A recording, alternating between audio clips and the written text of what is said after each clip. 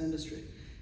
This milestone recognizes not just the culmination of tireless advocacy, but builds, a beginning of a new chapter in nursing specialization of cannabis nursing.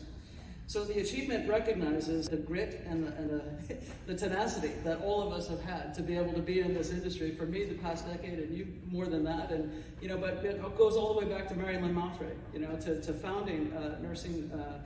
Patients Out of Time and American Cannabis Nursing Association, and all of the other past presidents. So Mary Lynn, we salute, Eileen, Carrie, Eloise, Llewellyn, Rachel, and Nicole. So thank you to all of them. And we also must recognize Heather Manisobel, Nurse Heather, in the Cannabis Nurses Network, for being that light for many in the cannabis nursing landscape. And so hats off to all of these ladies and all of the nurses that are working, all of us that have laid the groundwork